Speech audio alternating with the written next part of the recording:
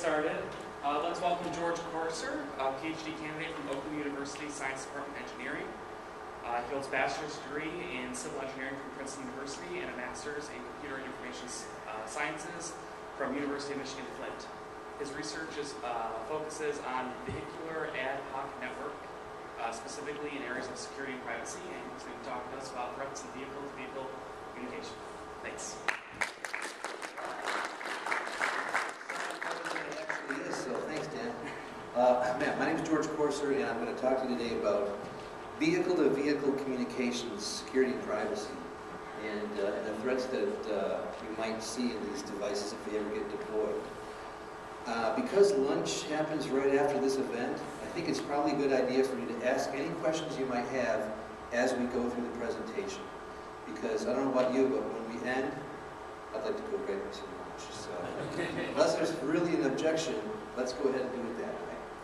So, like Dan said, I'm just finishing my PhD. I just got a job on the faculty of Saginaw Valley State University in Saginaw, so I'm teaching computer science up there. I'm just finishing my dissertation work on vehicle security and vehicle network security and application privacy.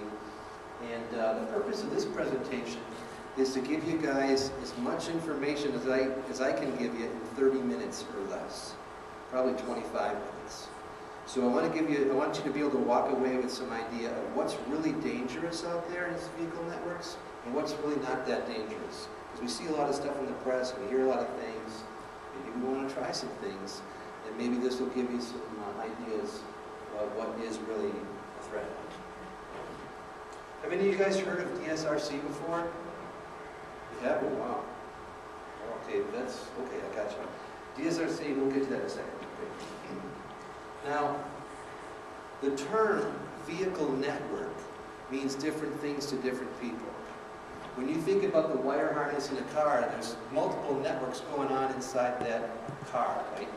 There's these Ethernet networks, there's CAN, the controller area network, and all these other networks that are going inside the car. This would be an intra-vehicle network. That's not what we're going to be talking about today, okay? I just want to make sure that we're clear on the topic. What we're going to be talking about today is the network that happens between vehicles, vehicle to vehicle.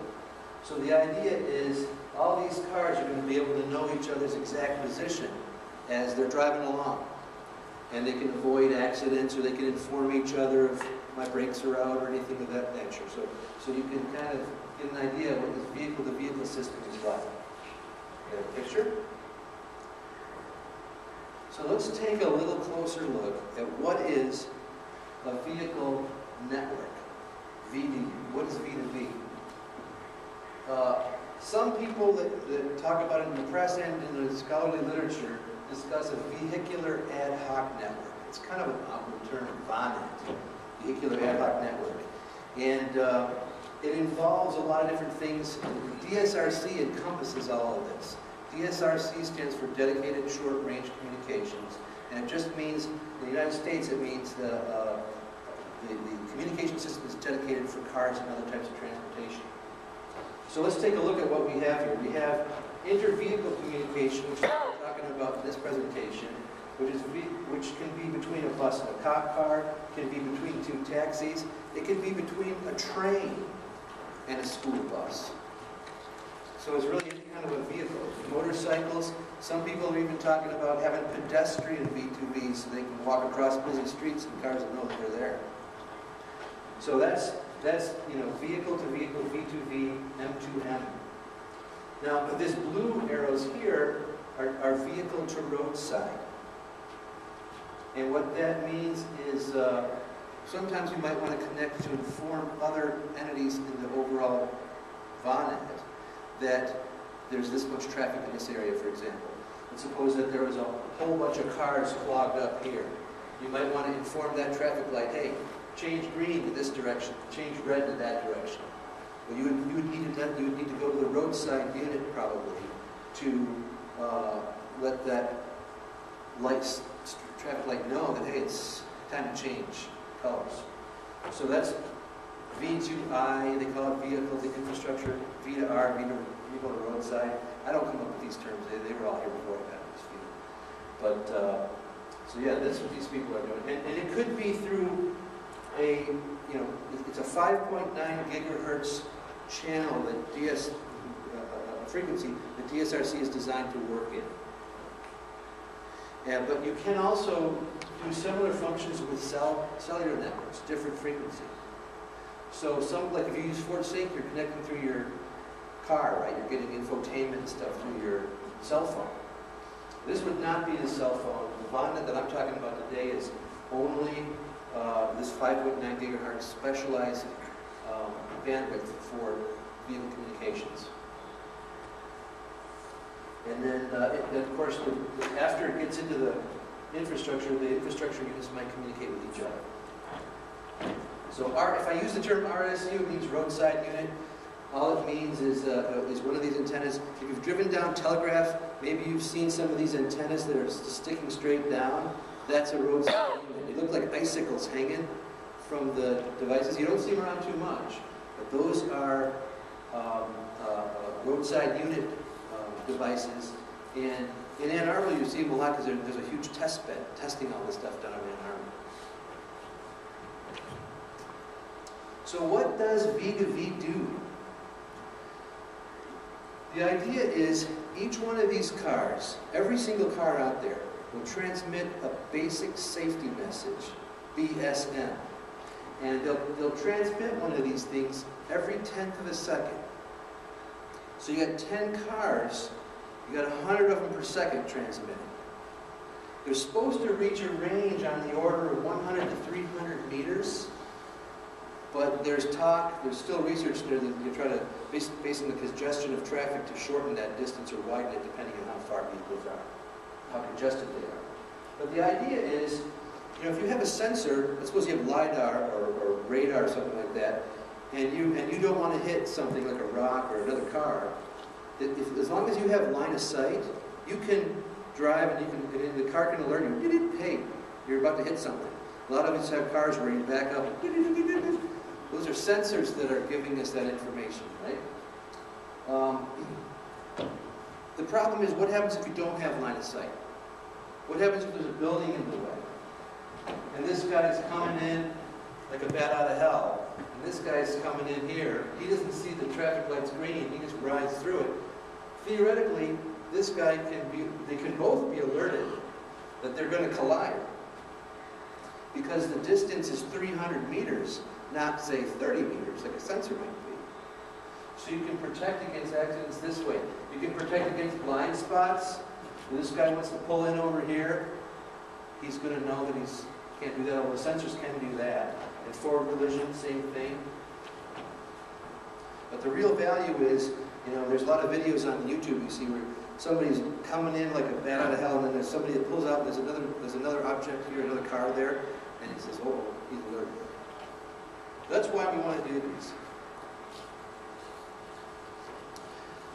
DSRC has its own protocol called WSMP, Wave Short Message Protocol.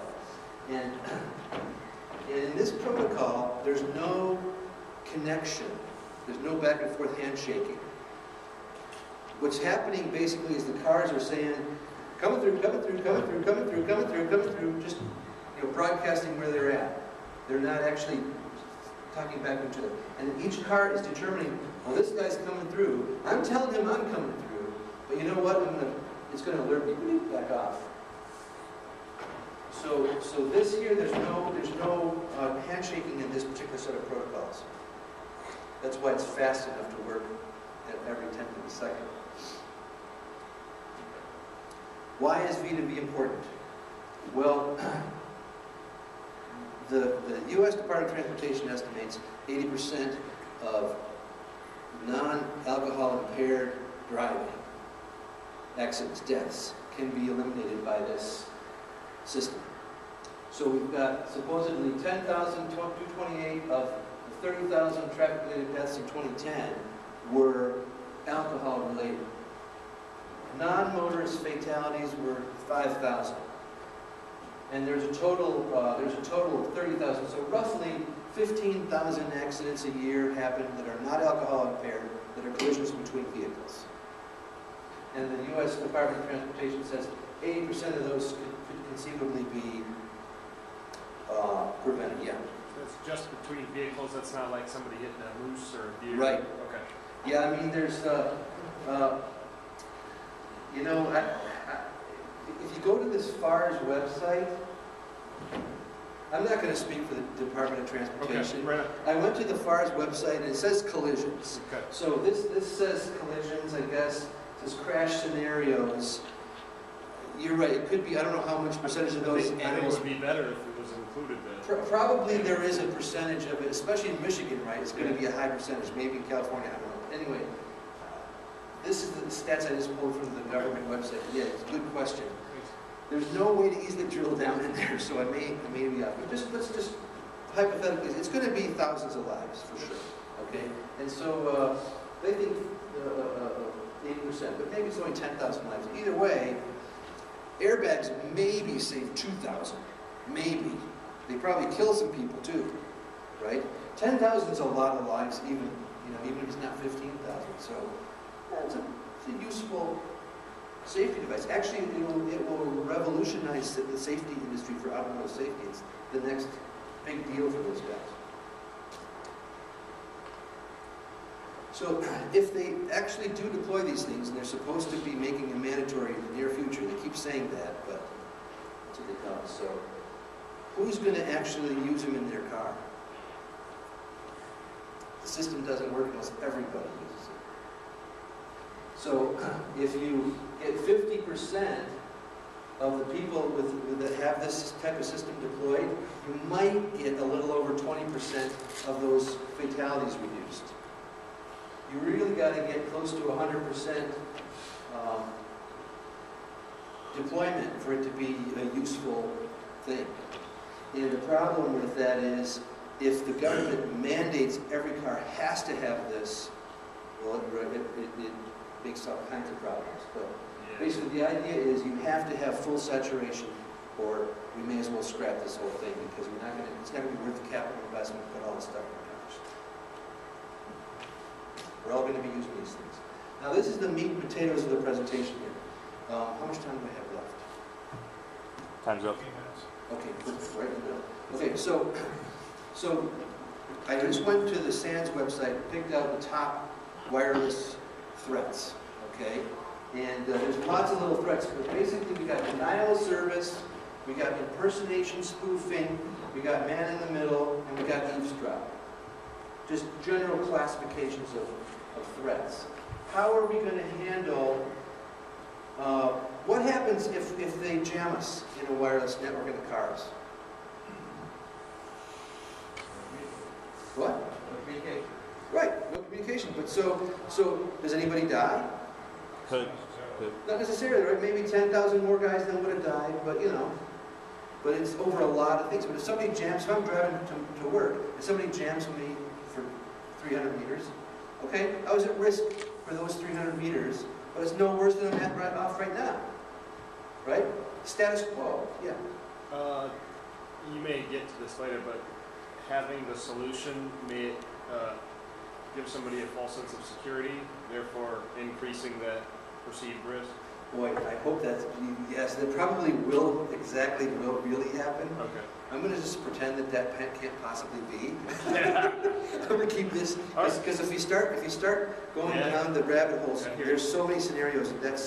I hate to be that superficial, but we have time constraints. But yes, that's really true. Okay. Because we will get dependent on the system, and it could cause actually additional dangers no one's thought about. But theoretically, if somebody jams the system, all that's going to happen is we're in the same situation we're at right now. So why bother? Why bother jamming it? What are you really proving? You jam it. You could jam cell phone networks, right? Shoot, the building jams my cell phone. What happens? I can't make a phone call. I move somewhere else and make a phone call, right? So that one's not really considered that important of an issue among researchers in this space. The next one, impersonation or replay attacks, or man in the middle. The danger there would be if somebody's able to transmit that, hey, there's a car here, but it really isn't here. That could be bad. Somebody could swerve unnecessarily, they might brake unnecessarily.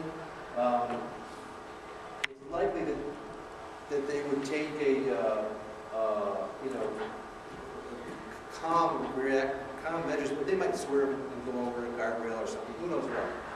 The way this is protected against is they digitally sign every message and timestamp it so that it can't be replayed. That's how it's done.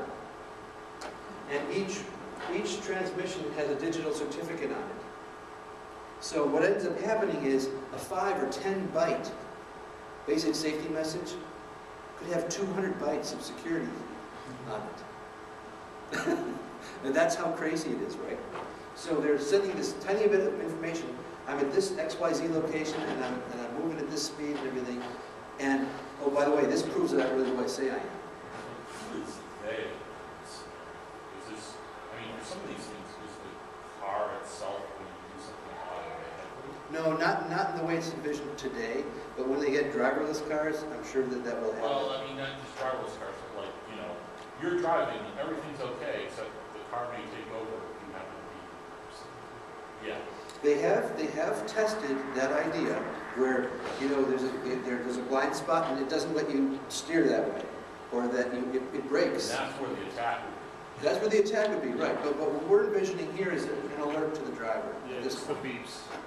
Just alert the driver, hey, there's somebody. Which if you make it beep a zillion times while they're driving, it's in itself an attack. But It's annoying.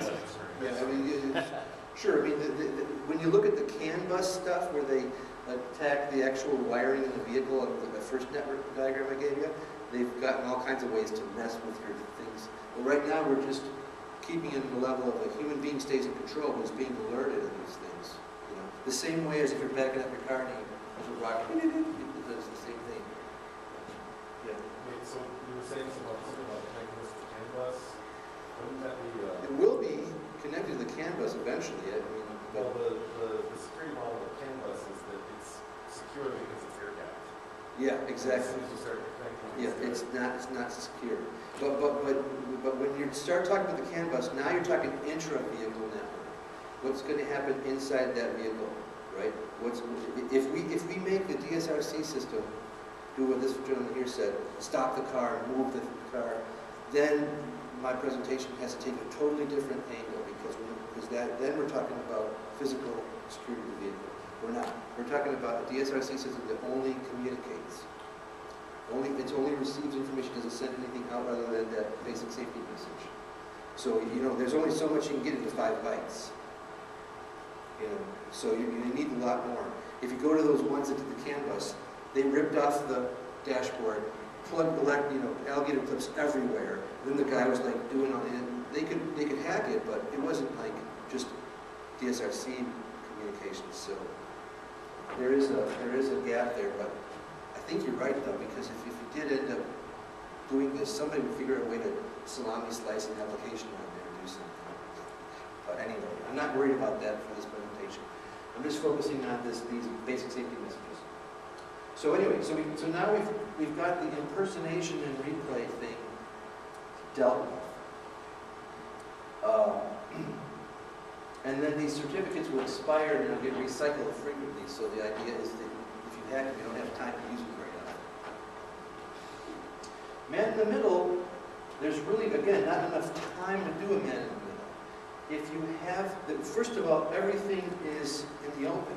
Nothing's encrypted. It's just signed. So what's the man in the middle going to do?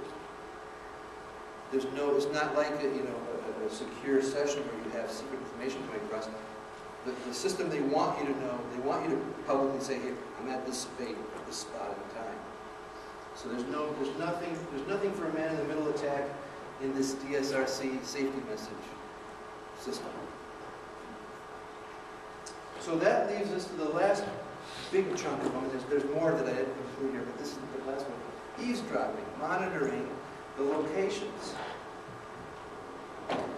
Would it be useful for you to know where each car is at any given instant of time?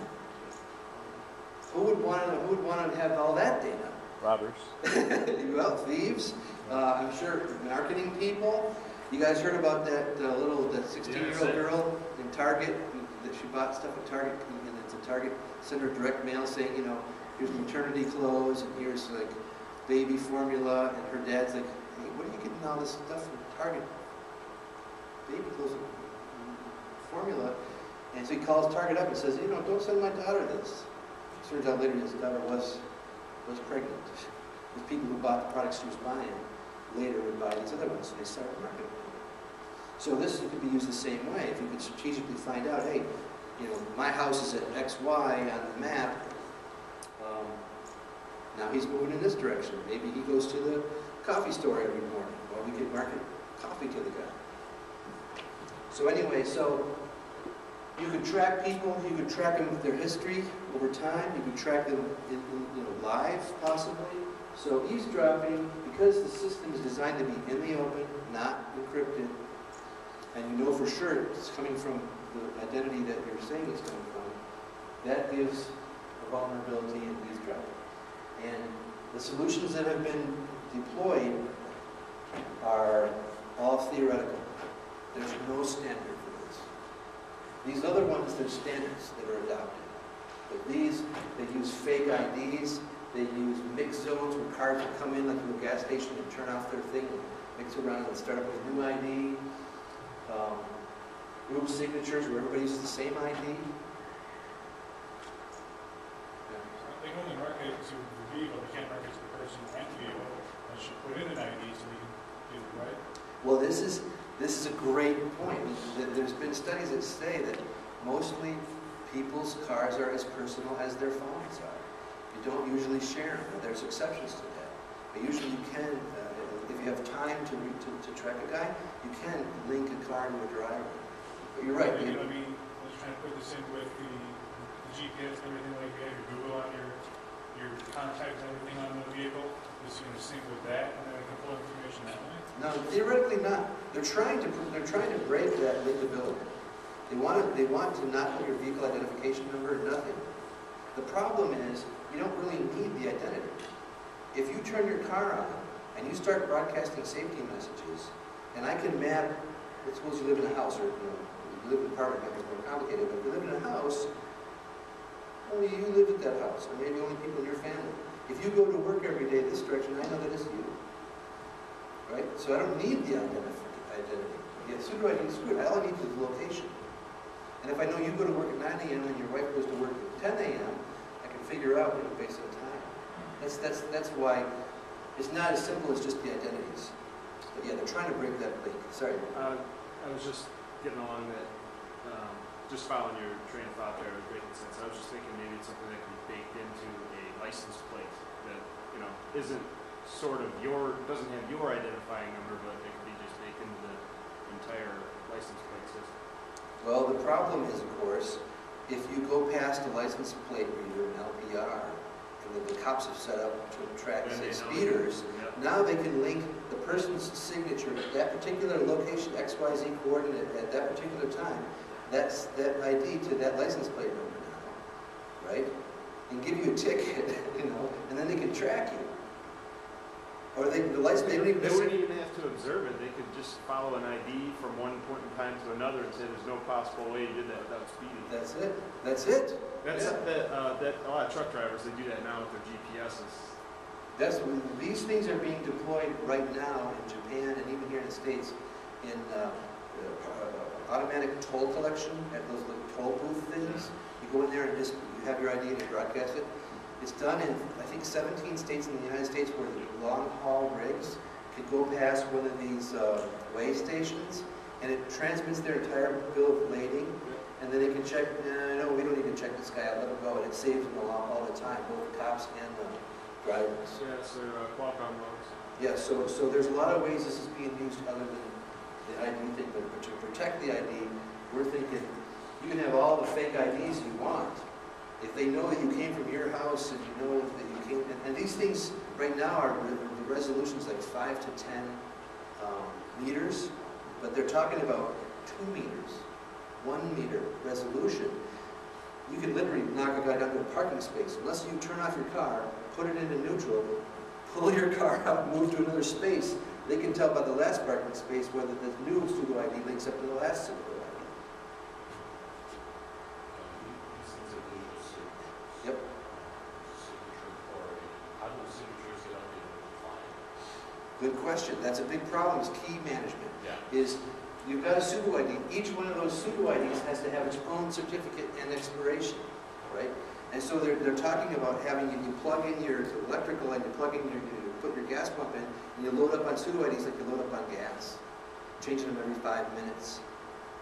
It's crazy what people are proposing to try to maintain privacy. It's an open research area. It's not been solved yet. This is what I'm talking about, threats to vehicle communications. I mean, these safety-related ones, there's no way it's going to get deployed without safety in place. And the government will tell you there's no way it's going to get deployed without privacy in place. But I'm suspicious that may not be true. That's all I'm going to make that. Huh? Well, it may be that you save that many lives, we're willing to sacrifice the privacy, that's fine, right? As long as it's a conscious decision. But this gives you kind of a bird's eye view of what the research community is looking at in terms of threats of just that basic safety message part of the DSRC network. So I know there's probably a lot of questions, and there's a lot of questions I have too still, but press forward. So the eavesdroppers that could happen might be, you have a car that drives by one of these antennas that I was telling you about, and the guy who administers that log of all the traffic that went by that antenna, he could probably look and see, okay, well, this guy, vehicle 1, he was at time 0, he was at X1, Y1. So if the guy also logs into some other application, an application might be like a traffic management application, for example, which wouldn't necessarily go through the cell phone. It could possibly go through DSRC. They're talking about that. This guy could also link that up. If they have a map, if they have access to Google Maps, and who doesn't, they can type in the latitude and longitude and find out what the address is. It could just be some other guy parking his camper with an antenna on it nearby the guy's house and start tracking people.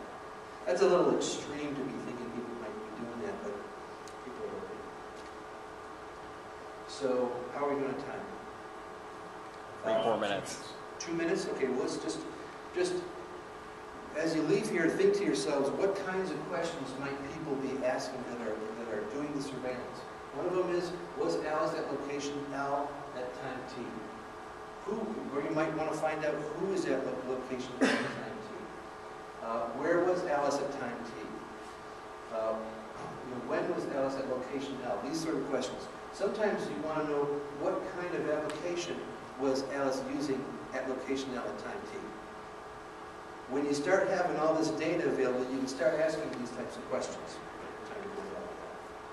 And then there's all kinds of, there's basically 4 ways that we're trying to figure out how to protect privacy.